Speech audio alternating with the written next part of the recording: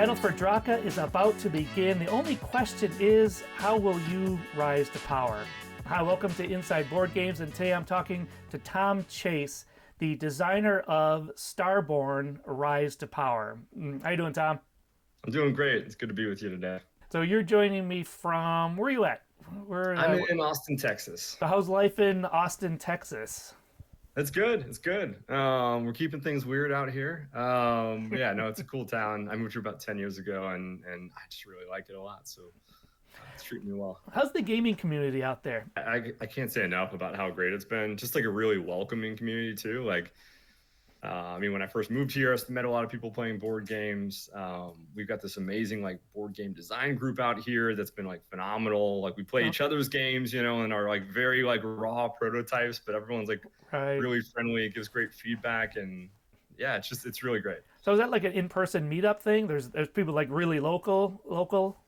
Yeah, like really local. Yeah, it's at Emerald Taverns twice a week, and you just bring your game, and you can, even if you're not making your own game, you can just show up and play other people's games, and it's just like nice. Everyone's there to have fun and also like help each other out. So it's just a really awesome community to be a part of. Shout out to Emerald Taverns and yeah, and Austin ATX Design Group. Yeah, ATX. Okay, all right, nice.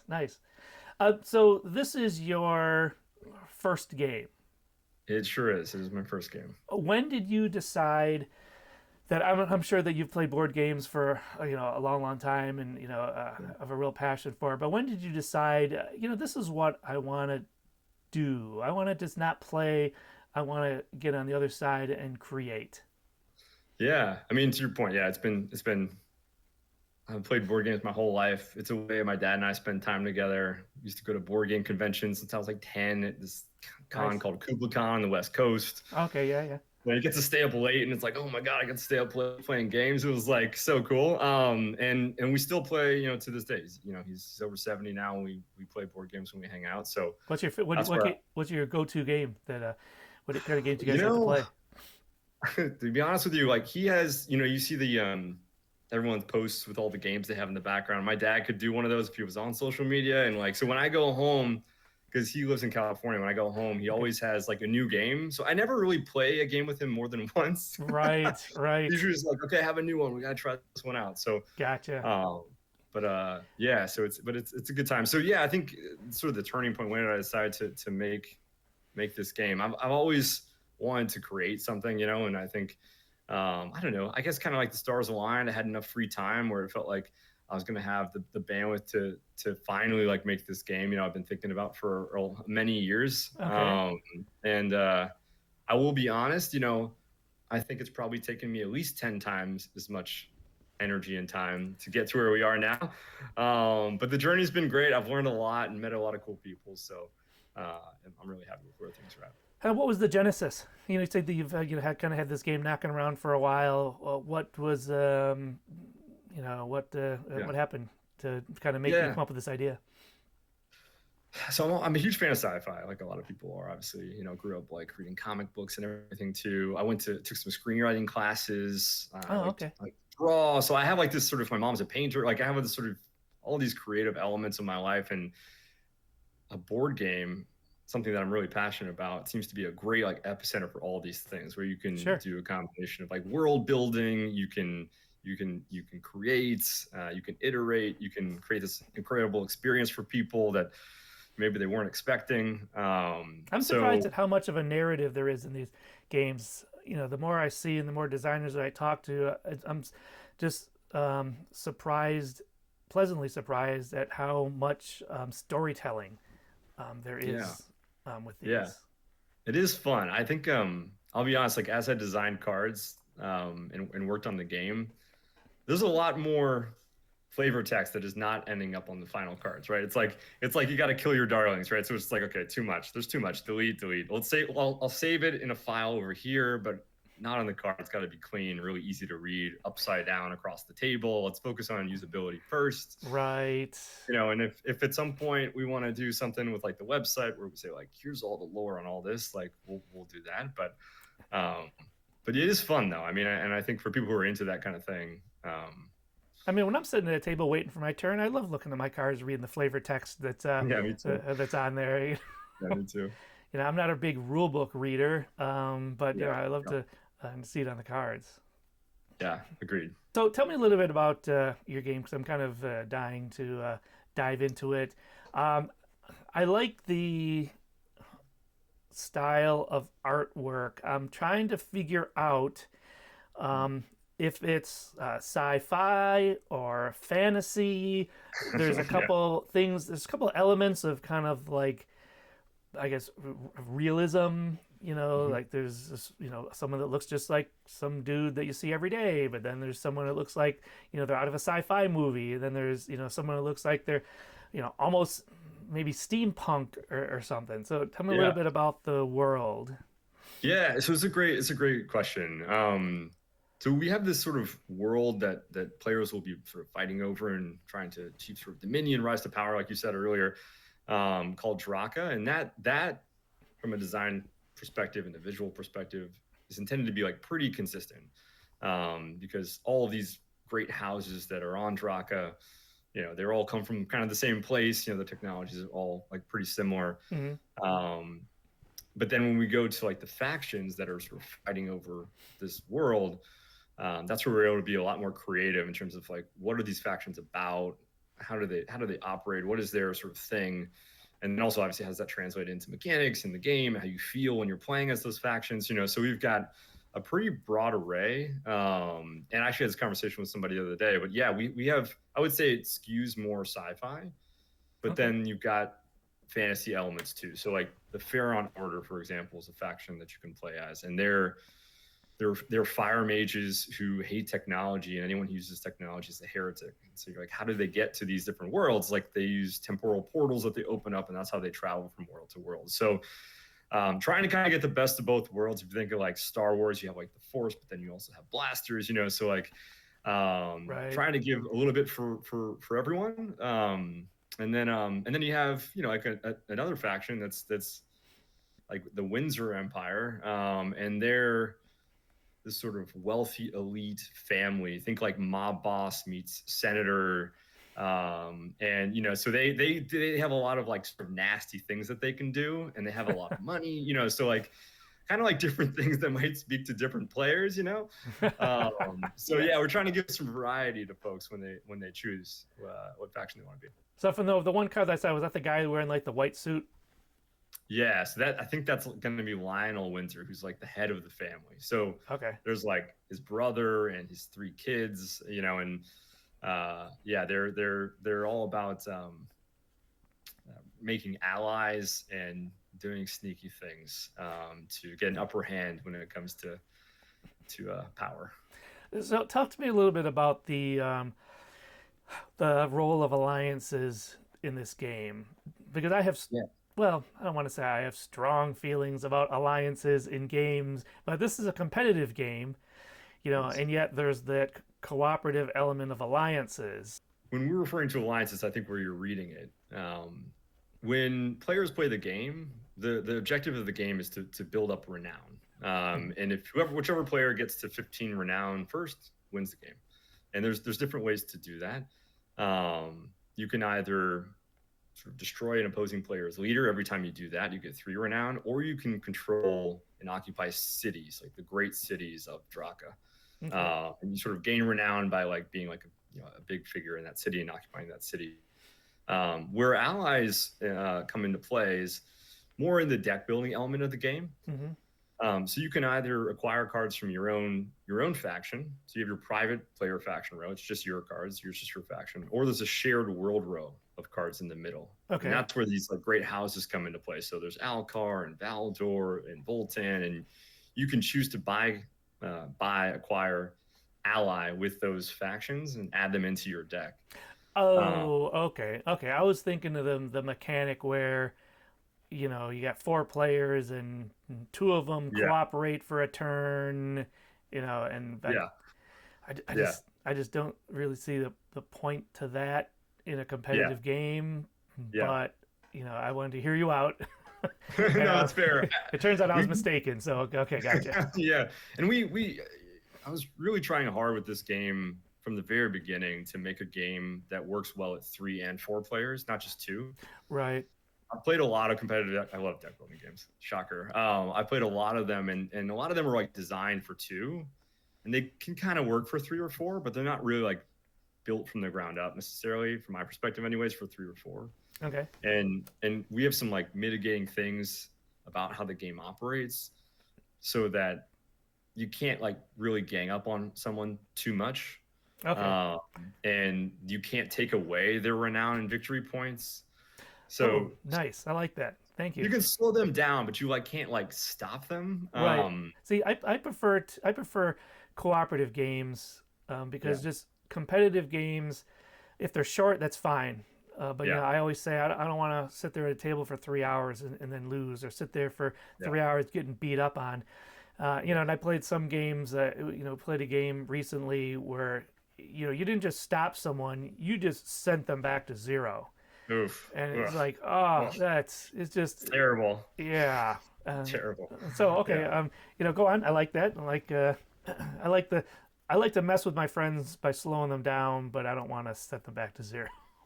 Yeah. Yeah. And one thing that has been really kind of unexpected, but great, is you can definitely come from behind and win the game. Okay, good. You could be down. I've played games where people are down 14-1, and the goal is to get to 15, and the other player wins the game. Or Really? yeah, so it can be. There's a momentum you can feel in the game where it's like, I need to win like now, or you might come back and win.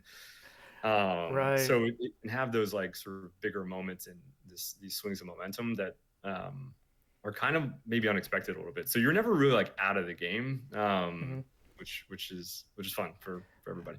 What's a typical playtime when you play tested this game? At what do you usually test it at 3 or 4, or just all over the place? And how long does it take?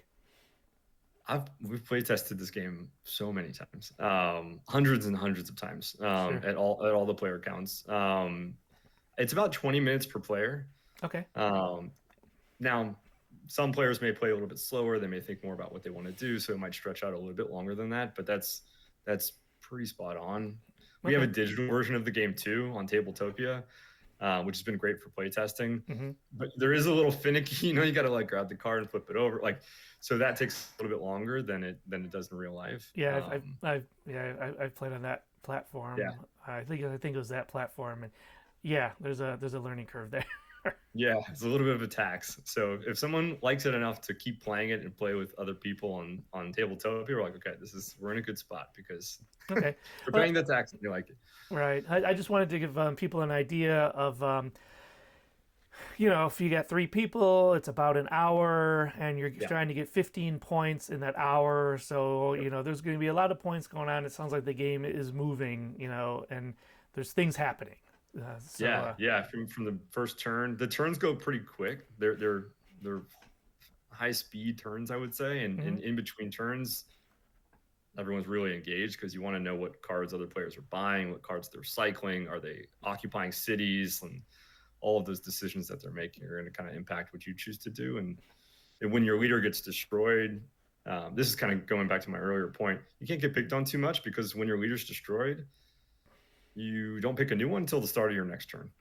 Oh, So if, okay. if your leader got destroyed, no one else is going to attack you because there's no point because they don't get any victory points for doing that. So they're going to attack the other players. So it kind of spreads the love around, and then you don't have that awkward decision as the player, like, who should I go for? It's like, well, there's only one choice. So like, I'm going to go after you. Right. Yeah. And there's also that element of the competitive of thing of, kick the Yeah. guy who's down. You Yeah. know, Yeah. the, That's not fun. and And I no kind one of wants. and I kind of like that it's whoever gets the most points, not like a last man standing. Yeah, there's no player elimination in the game. The only thing that happens if someone's having a tougher game or whatever is they just give everyone else more victory points, but they never get knocked out of the Right, right. That would be my role. That's usually my role in the game, giving everyone else victory game. points. The sweet spot I'm kind of aiming for is the more experienced player. I want to say the better player, but the more experienced player should win. Probably will win more often than the new player, but it shouldn't be so extreme that it's like 90% to Sure. 10%. It should be like 60-40 or something like that. So getting that perfect amount of balance there with certain elements of randomness or, Hmm. or catch up mechanics that aren't like I never would want a player who's winning the game to not try to win the game. You always want them to keep doing the things that will lead to victory, but maybe it'll take them a little bit longer because of there's certain cards in particular that can come out that attack the leader with the most renown, Oh, okay. things like that. Yeah. And they can choose to destroy that monster and get some cool things for doing that, or they can leave it out and just keep taking the hits and try to win anyways. So, but there's some things like that to try to sort of buoy it out a little bit. It sounds like there can be a little bit of a push your luck, raise the risk, raise the reward. There's certain aspects in the game like that for sure. So if that's your kind of cup of tea, there are cards that you can. There's factions and cards that you can choose. You don't have to choose them, but you could. Okay. Yeah, so that can be pretty fun, pretty dramatic. So as far as like the physical layout of the game, it's a deck builder, so it's card based. But Yep. you were talking about occupying cities. Is there like a playing Yeah. board also? Yeah, it's a great question. So we designed the game to make it so you could put it in a deck box. It's gonna come in like one of these boxes like behind me, but like Okay. if you just had a deck box and you wanted to you're going on a trip or something, you could throw the whole game in just a deck box. Oh, okay. There'll be tokens in there too, but those will be in a bag. You can throw it in a deck box too. So everything's cards. But so the layout of the game essentially is there's a sort of shared world row in the middle that all players can acquire cards from. Okay. They can buy cards from, and then each player on sort of their side of the board has their own private player faction row. So that's just your faction that you can buy cards from. And then each player has 10 leaders that they can choose from. And you can only have one leader at a time. So if your leader gets destroyed, you get to thumb through all your leaders and see, like, based on what's going on right now, like, which is the right leader for this game, like, right now. Oh, nice. Yeah, and then you can put them into play. And those leaders accrue damage over time until they eventually get destroyed. Nothing's worse than playing a game where you need a certain leader or a certain card. Oh, this would be perfect right now, and my random draw is the worst one. Yeah, totally. I think when people first play the game, the first time they play it, they're like 10 leaders. Oh my gosh, how am I going to choose that? I don't know the game yet. So we're going to give people little like stars on some cards. It's like these are potentially good first leader in a game, so just to help people out a little bit. Nice, but nice. But by the end of the game, they're like, that's like maybe their favorite thing about the game, because they have this choice, and it really does matter which ones they choose. And so that's kind of the general layout. And as you play units and vehicles and things, they come out in front of your leader, sort of defending your leader in the field, we call it. Mm-hmm. And then there's a starting city that starts in play. Okay. It's a mining city called Arma, and players can fight over that from the very beginning of the game if they want. And throughout the game, as cards get acquired from the world row, you might discover a new city. So if a card gets bought from like the Valdor faction deck in the world row, like you might flip over Valdor City. And if you do, then now there's a new city, and the whole landscape of the game has changed. So you could potentially jump in there and try to take over Valdor. And I can get into some specifics on like how that kind of works, but Okay. There's kind of these trade-off decisions. Do I want to go for the cities? Do I want to go after the opposing leader? Like, and if you're in a city, you can't defend your own leader. So there's just sort of trade-off decisions. Like, Okay. What's the best call? Like, how long is this game going to go? What are you going to do? Like, so it's kind of interesting. Right.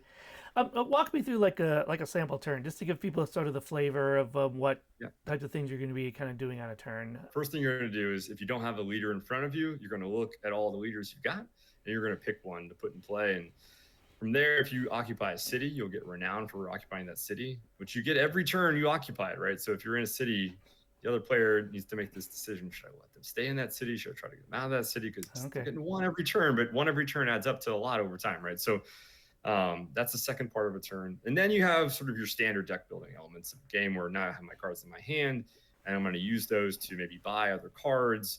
Maybe I have units or vehicles that I'm going to play in the field in front of me, in front of my leader. Or maybe I have effect cards that lets me do some other kind of cool thing that enables me to maybe destroy another unit or do something else that's going to help me in the game. Okay. So there's some elements to the game that are sort of like permanent until they get destroyed. So if you play like a unit or vehicle in the game, those stay on the table until they get destroyed. So unlike a game like maybe like a Star Realms where you play them, they do the thing, they go back in your discard pile. In this game, they stay out until they're destroyed. So a little more like sort of like a Magic the Gathering or something like that. Mm-hmm.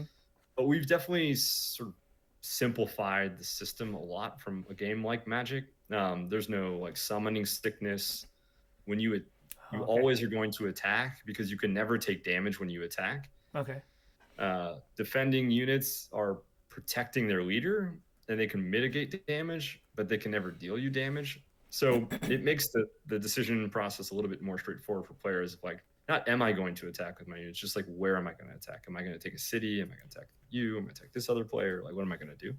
Okay. Um, and there's a certain element of bluffing as well because you can add cards during a battle. And you may fake it. You may have a gold in your hand, but the other player doesn't know you have a gold. So you may attack, see what they're going to do, and then you're like, I don't have anything. Right. So there's like this kind of like, do you have something? And then maybe just buy another card or something after the battle's over. Okay. So that's sort of like a typical turn. How much of this? How much help do you have with this game? I know that some designers are kind of a one-person show. Some people have, friends who are artists and things like that. How's your how'd you find your team? I guess. Yeah, I mean, so I have a lot of people who have been amazingly helpful with playtesting. We have over 250 unique cards in the game, Oh, okay. so we need massive amounts of playtesting. So I just want to give them all a shout out first at like unbelievably helpful, including when it was a really like sort of like ugly baby or whatever in the very beginning. I was like, this is like basically not playable. So like where we are now, it's just like it's really fun. So like they've been through this massive journey and played literally hundreds of games of Starborn with me. So Mm-hmm. huge thank you to them. When it comes to like designing the cards and all the graphic design and all that, like that is a one-stop shop. That's me. You did Um, really? yeah, That, it's that's some good stuff. I mean, thank you. I I, appreciate it. I'm Yeah. sorry for sounding surprised that you're a good artist. Uh, it just seems, you you know with the one man bands, especially if someone's a really good designer and a good marketer and stuff like that, usually they don't also have like the artistic talent, or not everyone does that. So Yeah. it's and kudos to you, man, because that's some really cool stuff that was Thanks. going on You there. should look at like I'll after that I'll show you the original prototypes and you'll be like, okay, yeah, it's come a long way. Because like the graphic, I mean, I've watched so many YouTube videos on like Photoshop and Illustrator, like all these different things to know how to like UX UI, like how to understand like how to make that Oh, sure. intuitively easy to understand. And it man, it's come a long way. Partway through the playtesting I mentioned earlier of like I don't understand what this means. Yeah, so it's been a journey for sure. So this is coming to Kickstarter. Yeah, the plans. Yeah, so we're up on Kickstarter now. We have like a preview page Oh, up at it's the moment. oh, when did it launch? So the preview page went up maybe a week or two ago. But our actual launch is going to be probably in July or August. Oh, okay, Um, because that's what I was thinking. But when you said that, I yeah, was like, oh wait, is this thing no, available not yet, not now? yet, It's like, not yet. Yeah, we're not. We're what am my objective? And I honestly, we're not going to launch until we're there. Is this game is going to be like done, Mhm. including stretch goal promo cards tested. Everything is going to be done. So hopefully we launch a campaign. Hopefully it's successful, and then it's literally like an email, phone call, whatever to our manufacturer to say, okay, this is how many we're printing. So how'd you go about the finding the manufacturer? And did Yeah, you ever consider? I always thought that when you design a game, you called up some company with a big factory and they have their machines that, make all the stuff and you put it in boxes and ship it out. But I guess there's, some people that, there's companies out there that do like a made to order. They have zero inventory, and when you want to buy their game, you call up this company and they make one game for one customer yeah, per call. yeah. I think the I, Game Crafter does that. Yeah. yeah, and that to me seems it just I'm it's just not counterintuitive, but not something that I would have thought of. And I'm just wondering if you thought about that and why you kind of are going the route you are. Yeah, so it's a good question. and a long time ago, I thought about sort of different options and whatnot. I think ultimately there are a few like really big manufacturers who make a lot of games, like some of the games behind me, that are really good at mass manufacturing and doing a great job, and they're reliable. And there's been amazingly helpful groups like the Board Game Design Lab and their Facebook page and things like that I've been able to learn from and ask questions. And yeah, I think in order to be able to produce a game where the cost per unit isn't so high, so we can afford to offer the game at a good price, I think it just sort of made the most sense to go that route. You can do the print on demand, and I know some people do, and it works really well for some people. I think typically it makes it more expensive for the player, and that's the beautiful thing about Kickstarter because you can get a certain amount of volume, so you can hopefully bring the cost down, which means the price comes down, and all that kind Right. of And stuff. personally, I'd want more control over the inventory and to have, I don't know, I'd feel better if I had a stack of games, sitting somewhere that I was selling to someone instead of, it seems like you'd get less profit if it's kind of the made to order on demand model. Yeah, I think it also enables us to do like more things, like custom inserts, and we can do more cards and just more of what we think people and players would want Right. by ordering more at once. One big bulk thing. And yeah, I do like the idea, of having some inventory and being able to sell either through our website or hopefully through some retailers. We'll see how that goes. Yeah. And, this has nothing to do with economics, but I imagine that there would be a real rush of production has started. There's an assembly line somewhere making tons of Yep. my game. Yeah, I mean, it's something pretty special. It's something both exciting and terrifying about that. Yeah. Because like even if you do everything perfect, I just want to make sure the experience for the people who are backing it is incredible. So, but yeah, that would be hopefully we get there, and that would be an exciting day for sure. Do you got a bunch of other ideas knocking around in your head? Seems like I would think no, but it seems like every designer I talk to, even though their hot game is not even out yet, they're like, yeah, I got four other ideas. I'm like, I think okay, yeah, I think we're playtesting our like final expansion faction now. So there'll be four factions in the sort of core game, okay, and then there'll be two expansion factions that people can pick up also. So the last one of those, we're playtesting the heck out of it. We played 2 games last night. We're going to play more tonight. Just to try to get the sort of the balance right, make sure it's really fun.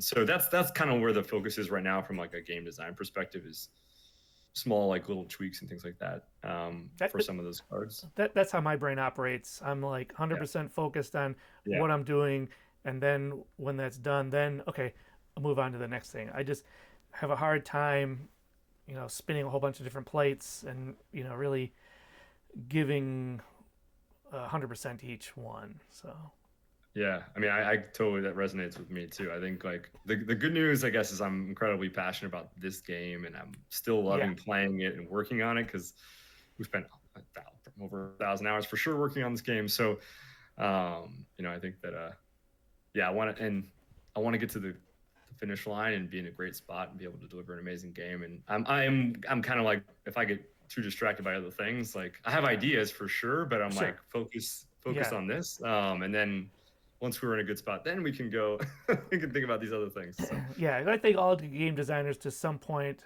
have other ideas in their head. It's just sure. a matter of how much they're working on them concurrently. Yeah, yeah, So for sure. I mean, I could see in the future having another world like Draka that players can play on. And the cool thing is the game is very modular, so you can take okay, your faction and now you're fighting over a hive mind world, or you're fighting over a tropical world, or or nice. whatever. So I think there's like lots of room to run if that's what ends up happening. But yeah, trying to stay focused for now. What's been the biggest surprise in your game design journey? Biggest surprise. Could be good or bad. I think the amount of time it takes to make a great game, honestly. I think I'm generally like an optimistic, I'm a realistic but also optimistic person. I Sure. think um, There's Rob Doherty is like one of the designers for a bunch of games, but one of the ones he worked on was Star Realms, and I listened to a podcast that he did, and he talked about like working on games and kind of like if people play your game and they say, yeah, it's a good game, it's a great game, that's good, but that's not the feedback that you're looking for. The feedback you're looking for is like, I want to play that again right now, or how can I get a copy of this game? Like, how can I play more of this game? I need to show my friends this game. And I think I've sort of had that on my shoulder, kind of over my shoulder as working on the game. And like, I mean, we've gone through, I mean, I have people who play test and like, you basically made like multiple games at this point. And it's because we never got to that point. Right. And now, fortunately, that's kind of where I think we're getting ready to launch is like, okay, I think we're there and we're getting that kind of feedback. And, we have people we don't know showing the game to other people that we don't know, and they're playing on their own on Tabletopia without us even there. And, I think that's a good cool sign. So yeah, but it took so much time and effort to get here. I think that's probably the biggest sort of surprise. Yeah, it's funny. I just did, when you said it before, I said, yeah, we're gonna, launch in July. And I'm like, okay, in the future. I just did some little bit of mental calculation. I'm like, oh wait, we're recording this in March. It's like April, May, June. That's coming up. It is coming up. That's like 3 months. That's like 3 months away. It is coming up. I know. So, and it might end up being August. It might even end up being September. We won't hold you to anything. Yeah. Yeah. If you're watching this and it's not live yet, sorry. But yeah, I think the goal is just to make sure it's great. And if it takes a little bit longer, it takes a little bit longer. Awesome. What's the best way for someone to connect with you, learn about the game? Yeah. I believe that the game has a website. Is it? Well, why don't you tell me the website instead of me just butchering it? No, you're good. Yeah, absolutely. Thanks. So yeah, we have a website. It's www.starbornrisetopower.com. Okay. All right. So yeah, people can find us there. We have a mailing list. We do newsletters. We also have a growing Discord community, and like I mentioned earlier, the game's up on Tabletopia. It's free. Anyone can play anytime they want. The rule book's posted on there too. So yeah, we're just trying to get as many people playing the game and as we can, and hopefully we do these like fun little battle report things afterwards when people want to, and they just kind of tell people what happened in the game. And if you play the game a few times, you kind of know some of the cards. You're like, oh, like, you can like relate to like what happened in the game. Yes. So that's pretty fun. Yeah, very cool. Well, Tom, I appreciate you taking the time to talk to me about your new game that's coming out. It looks really, really cool. Thanks. It sounds really, really, really cool. And I mean, you're definitely putting a lot of effort and a lot of heart and passion into that. And in my experience, that translates, with the final product. When someone really puts their heart and soul into it, it pays off. So we're looking forward to this coming out. Let's say July. hopefully July. But if it's not, that's on me, everyone. So no, I appreciate it. Yeah, thanks for taking the time. I obviously really appreciate you chatting with a first-time designer like myself. It's been fun. And thanks for all of you who tuned in to watch. And make sure you go and check out I'll have his website linked down in the description, so you can check out Starborn Rise to Power. We'll see you next time.